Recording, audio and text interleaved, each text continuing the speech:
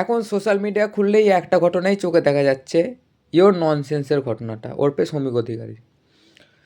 তো ভাই আমার ব্যক্তিগত মতামত, ঠিক আছে, আমার ব্যক্তিগত, যদি সে দোষ করে থাকে শাস্তি পাক, কিন্তু সে যদি দোষ না করে থাকে তাকে বাঁচানোর দায়িত্ব কিন্তু আমাদের।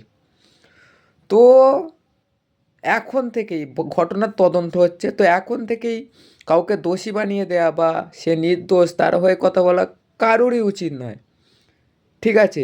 এবার আমি ধরো তোমরা, আমি যদি এখন ওর বিরুদ্ধে কথা বলি আমাকে সবাই চটি চাটা বলবে, ঠিক আছে।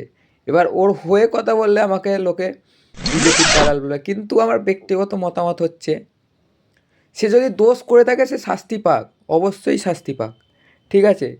কারণ একটা মেয়ে এসে বলেছে, ঠিক আছে, মেয়ের সব ভিডিও দেখছি, তো ভিডিও দেখা যাচ্ছে মেয়ে, ওর বাবা মাই নিজেই স্বীকার করেছে চোখে কালশিটে ফেলে দিয়েছে।